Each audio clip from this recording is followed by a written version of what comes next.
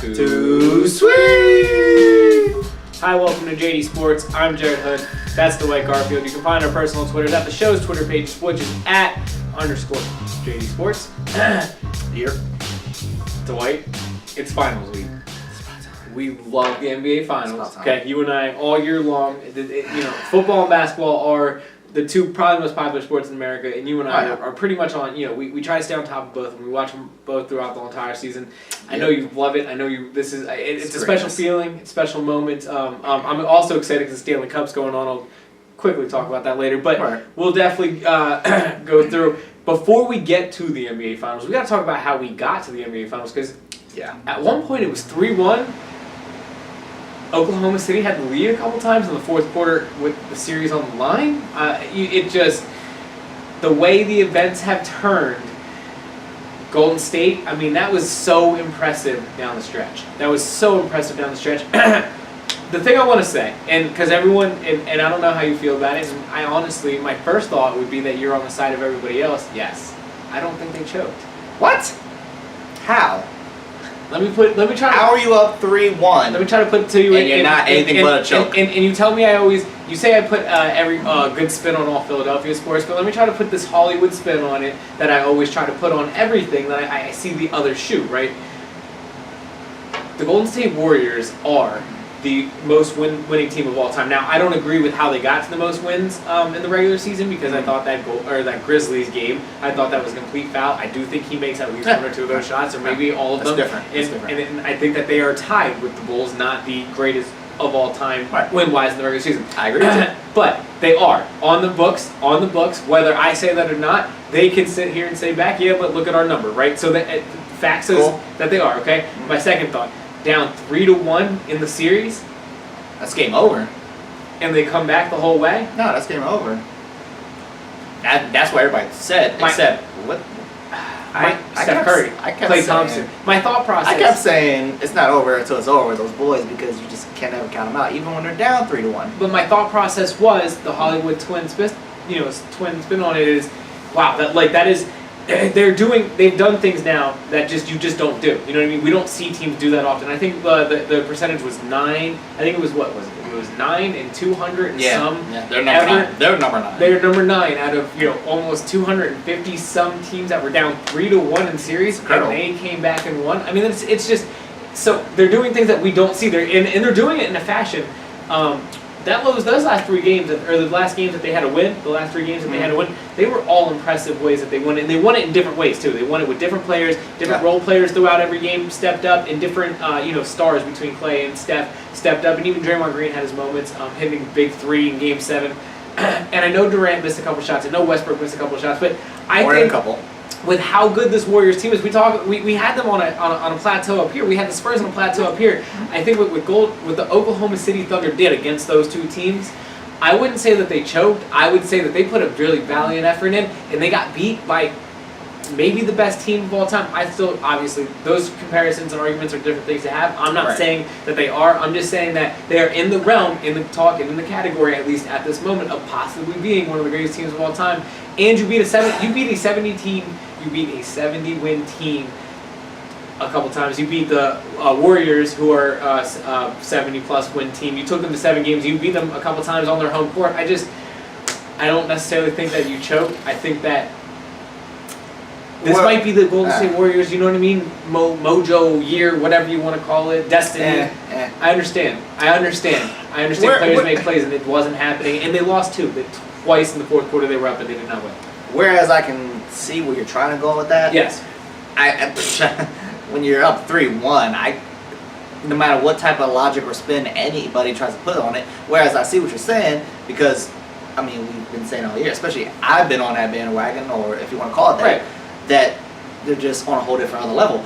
But when you're up 3-1, to me, you can't call it anything other than a choke job, which is, to me, exactly what they did. When you have 2 of the top, maybe 5, 6, whatever, 2 of the top 10 players in the league on your team. But the role players for Golden State, yes or no, are that much better than Oklahoma's. It's not even close. Depth-wise, I would say yes. You're looking at, a comparison of pretty far. Pretty far. More players to step in. And I agree. But the problem is that when OKC was winning, nobody was talking about that. I don't disagree with that. So, but you know what people were talking about? People were talking about how the role players were outplaying. What did I say when we were on the show last week? I actually said I was shocked because I thought the role players for Golden State would be better, but the Oklahoma City Thunder at that point, the role players were outplaying Golden State. Okay. So what happened? Okay. Flipped. So what happened? Game 7. Game 7. OKC went back to their old habits. Yes. Which was Durant and Westbrook. But which is what we said from the gate. Which was, and I said that I don't think that's going to be enough to win a championship. Right. Yeah. Yes or no though? You're sitting here, right, and you're watching Game 7. Was it not? I mean, Curry was just flicking some stuff up there. It would look like he had a magnet, put it on a ball, and the ball. And I understand that, but what I'm saying is here's the thing. Is that stoppable? If that isn't stoppable, then how are you going to sit here and say that they choked? You know what I mean? Because I feel like I felt like what he did last night. Look at their percentages. In Game 7. And I know. Kevin Durant did show up in the second half. He did show up into the fourth quarter. Westbrook, he fell off going into the second half. Yeah. It is what it is, dude. And nobody else was stepping up. I just look at it as we thought that they were outmanned and outpowered for so long the whole season. Mm-hmm. They put a valiant effort and they took it to the next level. And yes, their percentages were bad. And yes, Westbrook and Durant, while they both had their big moments, it wasn't enough. And I think they win most of those games even with those bad numbers. If they play as well as they did in those games, they win most of those games against anybody except Golden State. Yes. Yeah, I still think it's a choke job. To me, there's no way around it. You don't go from a team that wins, that you're up 3-1 to me, and then what's even funnier, and we're going to talk about it, just because, remember when Westbrook, he was asked about, you saw when they asked about Steph guarding him, and he laughed? Yep. Who covered him late? The conversation. Did you see the end of Game 7 when it was like the last, within the last 2 minutes? Yes. And Steph, and OKC already gave up at this point. No, it was in the last 30 seconds. It was within the last 30 seconds. And Steph ran around, literally past 3 guys. He went in by the hoop and he went under and he came back and he shot 3 and he made it. Tell me he wasn't saying, guard that. So you want to get on me about my defense? What are you doing? My thought process is that, and this is the big talk around Sports Talk Radio, was Westbrook's defense any better than Steph's throughout this series? I mean, seriously, Steph still lit him up, Clay lit him up. I would say... And, honestly... What were you going to say? The eye test, I would say yes. Definitely. I think Westbrook was doing what he could. He always had... Well, not always, but more often than not, he had a hand in his face. It's just that Curry's just going to hit it regardless. Do you think that Steph Curry... because of how good Klay Thompson is on the defensive end and how Klay will always take the better guard, do you think that Steph Curry, do you think that maybe he's a little underrated as a defense player sometimes? I've been saying that. Because it's not that it's just that Klay Thompson is a next level defender compared to Steph Curry, but it just overshadows him. It doesn't necessarily mean what he's doing isn't, valuable. No, I've been saying that. I don't think he's a better defender than, let's say, a Steve Nash is in the same scenario, and he's a much better scorer, obviously. Is he Gary Payton? No, but can he defend? Can he check? Can he get in front of you and put a hand in your face? Sure. Is he going to be, like I said, like a Gary Payton or even a Westbrook? No. But he's going to be there. He's going to be in your face. He's always going to make the attempt. Whether or not it works or not, I mean, probably not, but more often than not, especially against a Westbrook, it wasn't working. Westbrook was just having his way, but I feel like he just flipped the script against San Antonio, and he just translated it back over. Yeah. A man he was averaging triple-doubles, and he almost had triple-double again in Game 7. He's getting rebounds left and right. I think you can honestly, because I think that LeBron steps it up in the playoffs to a whole different level. I think that Steph was the MVP of the entire season, but I think if you went from January 1st, 2016, till Game 7 of the Oklahoma City Golden State Warriors, I think you could make a case that Russell Westbrook was the best player in the league because of the amount of triple-doubles that he was putting up. It was incredible, but not enough there down the stretch. We both have a couple more cliff notes, actually. I got one more note on OKC. Okay. Go ahead. I want to hear. I was just going to say, it's funny because I'm one of those people, as you know, if you talk shit and you back it up, I'm cool with it. But when you talk trash and then you lose and then all of a sudden you want to get all humble and quiet, like OKC they've done this entire playoff run, it's just funny to me. Do you think... Defend that. Do you think that Kevin Durant is going to start getting put in that run? That talk that... Or is it like a Carmelo Anthony thing where he just kind of slides to the back? No, he's Melo. But Melo Melo right didn't now. have these opportunities. Melo never played with a Russell Westbrook. He had AI. Not at AI. Not at AI's peak. Not the AI that, you know what I mean? Yes, he had a good AI. And they made it to the Western Conference Finals, and they took the Lakers. They took the Lakers pretty far in that Western Conference Finals. I just said that to get a reaction out of it. But yes, I think he. 27 that playoff year. I think he's in the exact same scenario that Carmelo Anthony is in. Yeah. Except, as you said, Carmelo Anthony didn't have this type of supporting cast. So what does Kevin Durant do moving forward? Oh, I think he signs a 1-on-1. He signs the one this year, gives him the option out for the year after because of Westbrook. I think that's his best option and his best move. Plus, it gives him the most money if Westbrook does sign long term. It's difficult. It's difficult. I'm so torn about this right now. I probably need more time to think about it. But we have until the offseason. I feel like he needs to give it one more chance. But at the same time, I think people are living up in this moment, this little run that they had, up into what it was, Game 5 against San Antonio, whatever it was, Game 4, whatever. When they flipped the script, everyone was saying, it's over. Try to take a step KD's back. leaving. And now all of a sudden we want to act like that they're this great thing and let's stay, let's keep going. Well, who's to say it's not going to go back to what it was, which is what happened in Game 7. I was a prisoner of the moment just like everybody else, saying that I thought that KD most likely was leaning towards leaving during the offseason, I would say. I thought he was more of an advocate of that, and I was a prisoner of the moment. I took a step back going into the Western Conference Finals after I heard this stat. 4 of the last 6 Western Conference Finals, Oklahoma City has been in them. And the only 2 that they weren't was when Westbrook was hurt in one and he was hurt for the other.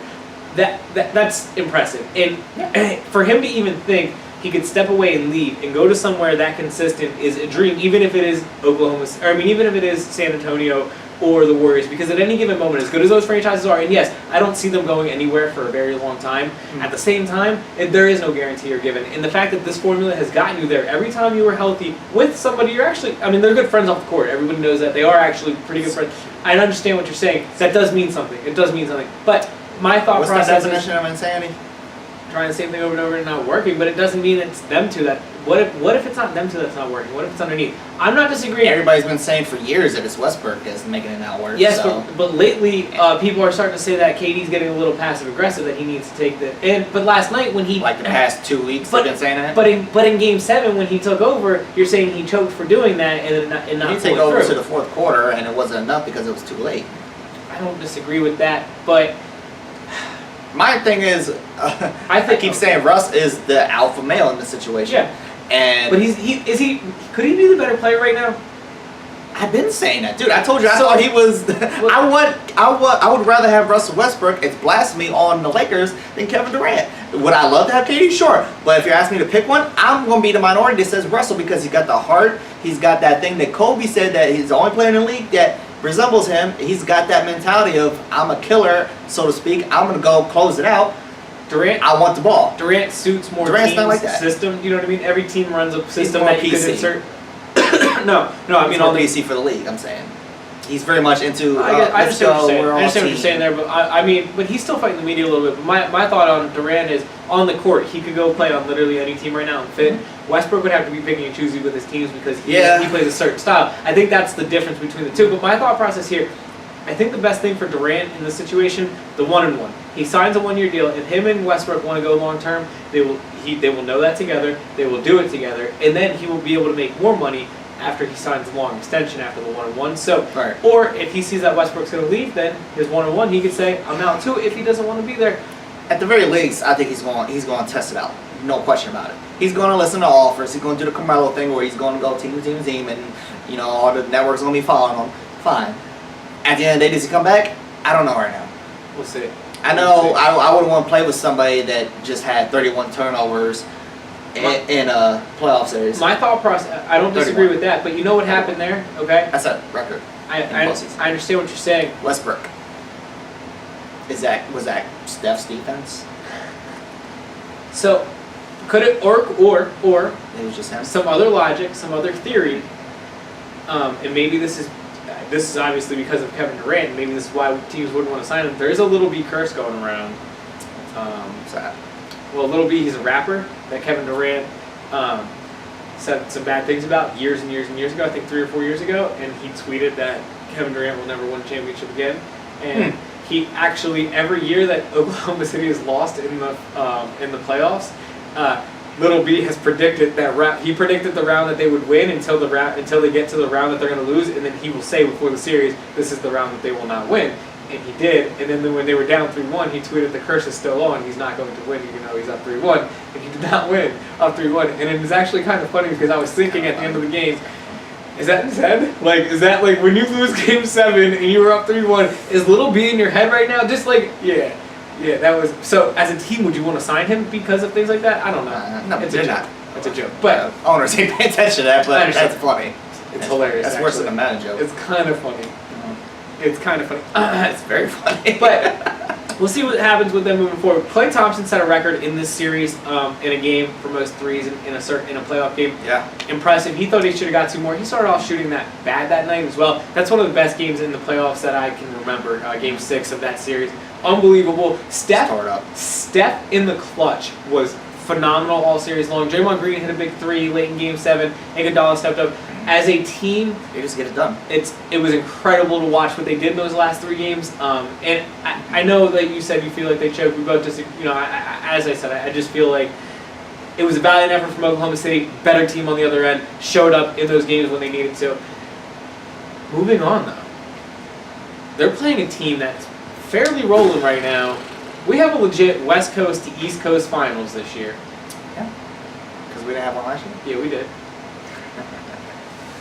Well, according to Cleveland fans, we didn't. Why?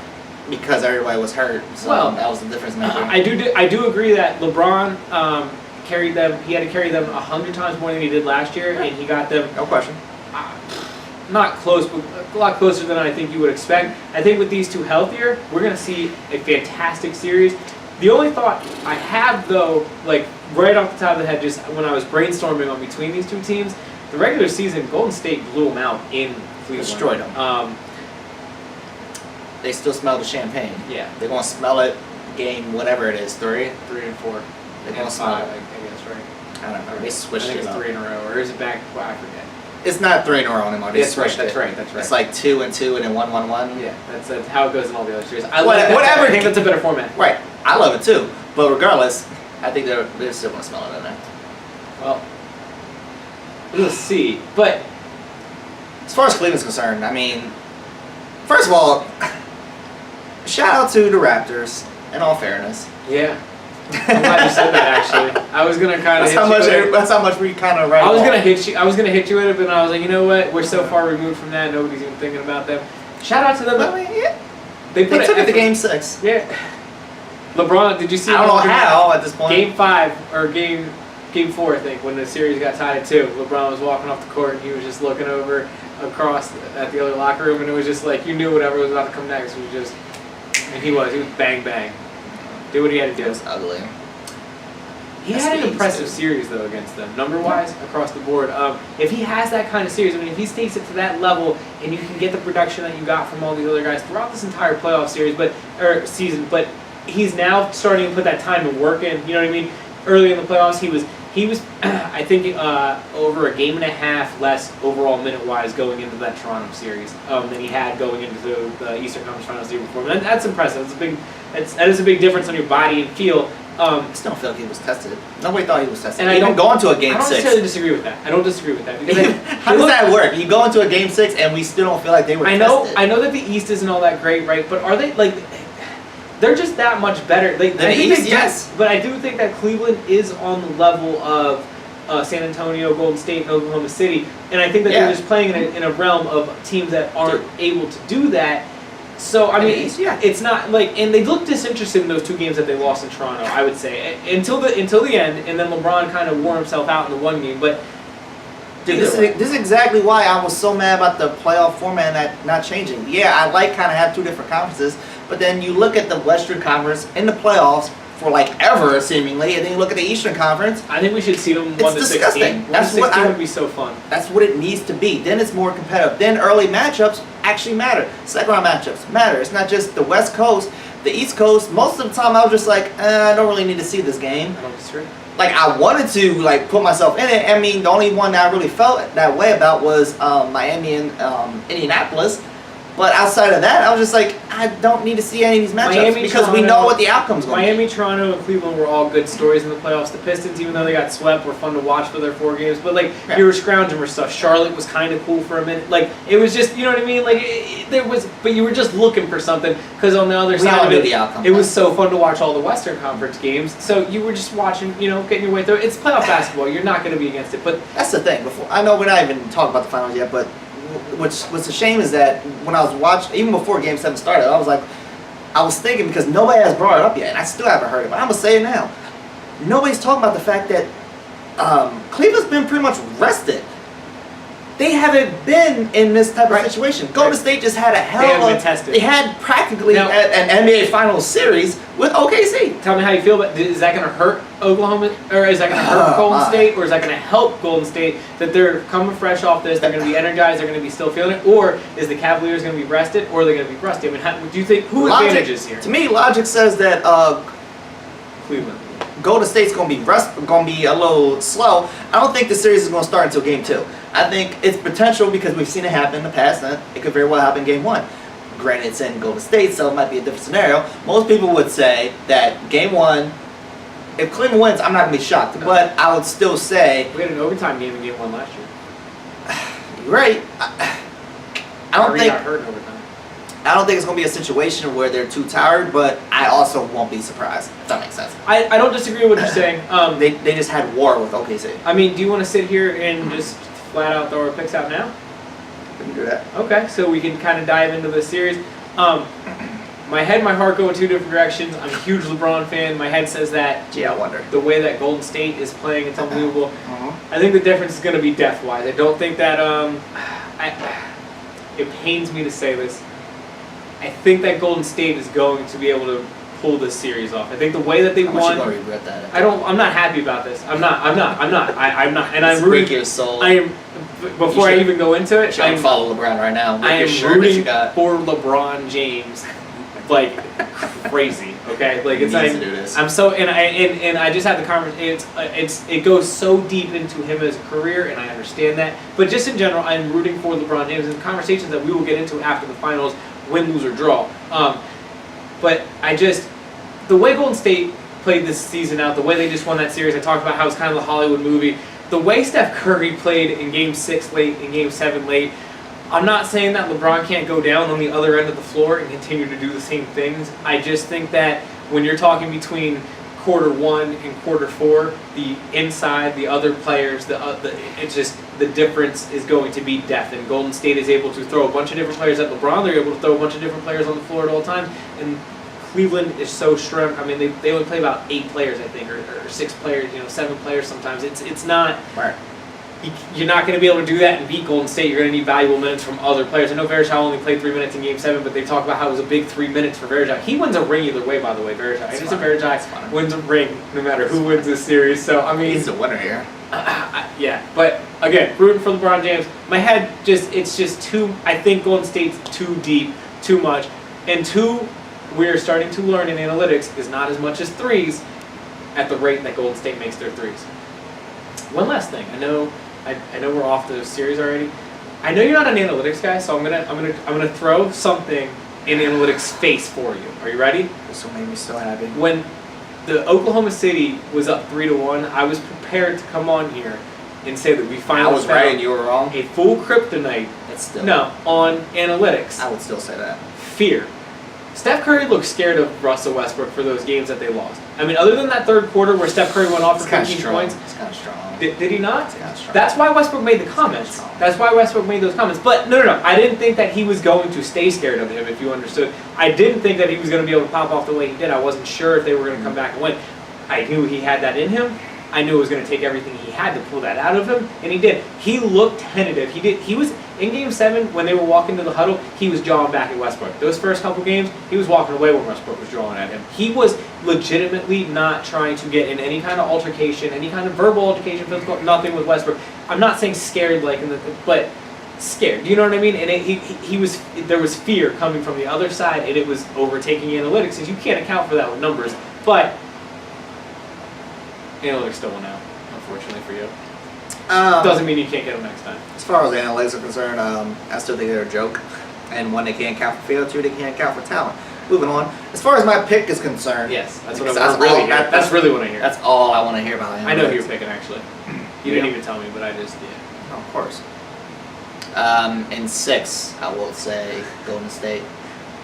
Look, I'm picking Golden State because, one, you said that, as you said, they're start to finish. But two, I'm not going to be a hypocrite. I'm sticking with what I've said. I understand.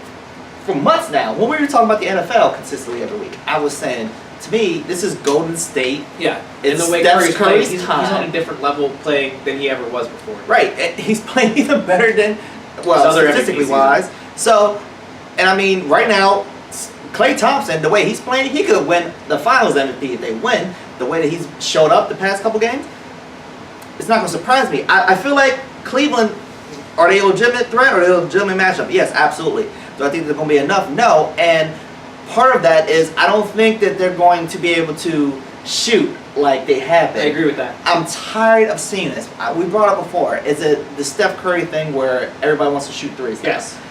Well, apparently it's not about the kids that are going to be coming up. Apparently it's happening right now. Because Cleveland all of a sudden thinks that they're... Everybody's. Oh my God, dude. And I've seen it the whole postseason. I'm just like, you're not that team. Cleveland, have they been shooting the ball well from the perimeter? Yes, absolutely. Do I think that they can win a shootout against Golden State? Hell no. They're going to need LeBron to do what he was doing last year in the finals to a degree, in the sense of putting everything on his back. And then, but they're still going to need those other guys who are making a couple threes consistently to make just a little less threes, but still same consistency. So you have that option. Do I think that I think these games, all the games are going to be tight and close knit. I hope so. I absolutely feel that way. I feel like Cleveland, they're a threat. Like I said, I feel like, especially if you got a Kyrie and Kevin Love. Either way, I don't want to hear any excuse now. Either way, we're going to find out which is the better team. So there's going to be no excuses now. I'm curious quickly, who would have you picked between Cleveland and Oklahoma City? After Game 7. That's a little tighter. I don't know. I might have leaned towards, if I want to be unbiased, I might have said Cleveland. I probably would have wanted OKC, and I probably would have wanted them just because I'm a hater. Yeah. But I think it's a little closer to me. I think because of how much I like LeBron, I would have ended up going with Cleveland, but I think it would have been a very tough pick. This was actually a lot harder. You know what? No, I think because of who I like. I actually was thinking about this earlier. I probably would have went with Cleveland just because of the fact that I feel like LeBron's in KD's head. Yes, and he's his boy, and KD's just like, oh, you're the king. Stop him, yeah, he's that good. Westbrook, I feel like would have stepped up to the plate. Tried. I'm excited to see if Kyrie can keep up with Steph on the defensive line. I don't know if he can, and I'm excited to see what LeBron does defensively to try to get involved against the Warriors, because the difference really is the guards as well. I said how deep they are, but that guard play obviously is just off the charts from the other side. I mean, you got J.R. Smith, Channing Frye's going to come in and probably try to guard some guards. You know what I mean? You're really going to be rotating a bunch of guys in there, plus Matthew Dellavedova, and then Kyrie. Do you understand what I'm saying? Those guys Steph Curry stopper, right? But do you have Kyrie trying to stop? Because what you would have done last year is you would have had Kyrie trying to stop Steph, and you would have had Dellavedova on Klay Thompson. You know what's going to happen? Because last year all we heard was, well, if Kyrie was on Steph, it would have been a wrap. I don't know. I don't really feel that way. One, look at the regular season. Two, I feel like it's going to be a situation like with OKC, where a lot of times we saw Durant switch off onto Steph, and to his credit, he had the length, he had the reach, he was checking them. I feel like we're going to late. Right. I think we're going to see LeBron doing the same thing. I'd like to see it because he used to do that against Rose, but he can cover 1 through 5. So. But at the end of the day, I still think it's your time. So Dwight, we have 2 more things to quickly talk about. 1 basketball, 1 hockey. Since we're just talking about basketball, and it oddly happened. We're conspiracy guys. We talked about that a little bit. Not huge conspiracy guys, but I'm not. But you are. I follow gambling.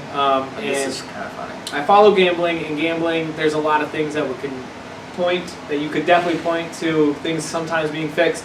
This has nothing to do with gambling. This is a whole different situation that could point to being fixed.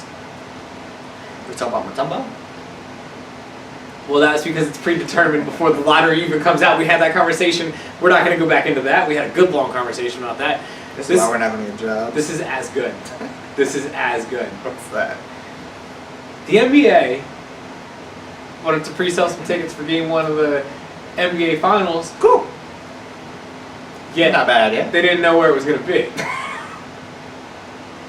So they went ahead and just had to go Golden State versus Cleveland just to roll the dice. Or is it predetermined, Dwight? It's hard to argue, man. That is hard to argue. It is hard to argue, but then, like, when you watch the game, you would say, no, it was incredible, it was impressive. But then you're like, it was all Golden State. And you're like, it was all Golden State. There was no bad calls. The rest were actually, we didn't even talk about the rest were letting a lot of shit go. And what was funny is that Chris Webber kept saying, Reggie Miller kept saying, well, it's a game 7, we're going to let them play. Well, number one, why the fuck can't that be the case all the time? That's a problem. That's stupid and inconsistent. I don't like it. Number 2, so now we're back to the situation where, yeah, I mean, fair enough, the rest let it play out, and OKC lost, and it is what it is. But then when you see that, did the NBA tell the officials, well, shit, let's let some shit slide and just see what happens? Look, I'm not conspiracy theorist at all, but when you see stuff like that, it's kind of iffy. Not big. No. Little. But it just makes you wonder. Oh, that particular case is it's horrible. Hard to defend. Did they at least do? I would love. We gotta find out. Did they at least do the same thing with OKC? I don't think so. Like, did they just put a pre-sell? Game 1 would have been Cleveland. I'm trying to defend you. But it was Golden State versus Cleveland. It literally said GS versus Cleveland. The other one would have had to say Cleveland versus Oklahoma City, and I didn't see that anywhere. I just saw the Golden State versus Cleveland. So I don't. Yeah. Personally, I don't think. I think it was just a mess up. I think somebody. It's too. But it's very coincidental. That's too funny. Weird. The Kembe Mutombo thing with the Sixers is too funny. The other thing that I brought up to your attention was Game 6 of Toronto-Cleveland. ABC, the same channel that hosted Game 6, early in the day, like 3 o'clock in the afternoon, they hosted this 30 for 30, which I was like, when the hell did they show 30 for 30 on ABC? And it was Believeland, which apparently, I didn't know about it, but apparently it's the story of Cleveland sports just suffering forever. And it's just like, okay, then later that night, Cleveland closed out Game 6, and it's just like, this is why people have questions. I mean, I still think that Cleveland was the better team, but I mean, as somebody that's looking at objectively and removing myself and thinking about it, it's like, that's just weird. That's 3 scenarios that Couple signs. That's kind of weird. I don't like it. NBA, get your shit together. At least do a better job of hiding it. Well, whatever. Come on, get it on control. Whatever at least happened David, with the ticket thing. Yeah, I'm gonna say David Sterling. At least David Stern kind of had a grip on it and was been an intern, a little better about it. Could have been an intern at the offices, and a little mess up, but it's just a little too coincidental. It's too funny. I don't like it. Well, something I don't like is going on in the NHL right now. The Pittsburgh Penguins made the Stanley Cup, and as a Flyers fan, that's precious soul, don't it doesn't make me happy. I'll tell you that. I'm rooting for San Jose. I honestly think that San Jose is a quicker, faster team, but I think the Penguins again are deeper than San Jose. So I'm actually picking the Penguins to win the series. San Jose is the better goalie, but Murray's come up so big in the playoffs that it's really hard to compare. When you get a goalie on a hot streak, the way that the Penguins have, that happens, and those teams usually win the Cup as well. Both goalies are solid though in this series, so I don't think one's that much better than the other. It's going to make a difference. Penguins have the better defense as well, I would say. But the top 2 lines of San Jose are really fast, and they were shut down in Game 1. I don't know if this will be up before Game 2 is over or not. It doesn't really matter either way. I'm picking, as I said, Pittsburgh to win, and that's big for you. I'm rooting for San Jose. I do not want to see Sidney Crosby hold up the cup. So do not want to see that. But has San Jose ever won a title? No, this is the first time they've ever made it this far. So this is and they shout out to them. That's awesome. I don't know if their fans They've care. been really they do. They've been really close to making it a couple times. Not even just making. They made it to the Western Conference Finals, which I think was the farthest that they ever made it. And they were always really good teams. Sometimes they were the best team in the West and not make it. They'd go to Game 7 the round before. They were teams like they could have won the cup and they just never did. So they're like OKC. Yeah. But they're in it. They're in it this time, and they have depth. I do like their team, and I wouldn't be shocked at all. However the series plays out. Game 1 was so close and intense and impressive, and I hope the whole entire series is that way. And you got a prediction on how many games are going to? I think 6. Pittsburgh can win it in 6. I think they have the talent to win it in 6. I'd like to see like San Jose and as quick as possible. Fair enough. But so I mean that's my hockey talk. Cool. I obviously don't have a pick in it. Right. Well, I have any idea. I'm just gonna be paying attention. Next week we'll be definitely talking about both those sports a little bit. Yeah, how many NHL games taking place at that point, what, 2 or 3? At that time, it's going to be, I think, 3. You know what's depressing? We will have 2 NBA games. Yeah, that's it. When's game 3? I think Wednesday. Oh, then maybe we'll have 3. I think. I'm not sure. Either way, like, I just hate it. I hate it. It's Thursday, Saturday, Wednesday. So we'll be in the middle of the boat of both of them, so we we'll can kind of break them down a little bit, see how we feel about it. But still, yeah, it's nice it's when they're annoying. playing them close. Dude, what are we gonna do for the next? Well, I don't know what I'm gonna do for the next 2 nights. Baseball, Oh God. hockey. Well, hockey at least is in the Stanley Cup, but it's just like right now, it's just dead. I understand. It sucks. I understand. It sucks. It's my favorite time of year. Go watch. Basketball. Go watch the NFL Network. They might be running some old games.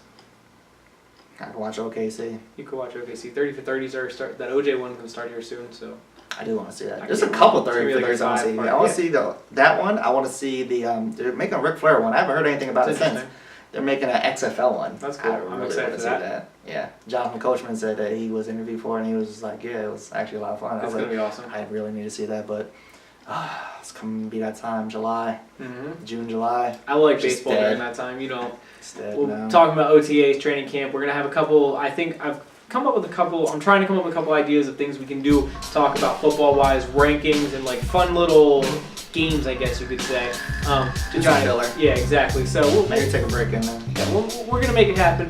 Thank you for watching. Thank you for following. We'll be talking Absolutely. next week. This is JD Sports. I'm Jared Hood. That's Dwight Garfield. Ball out.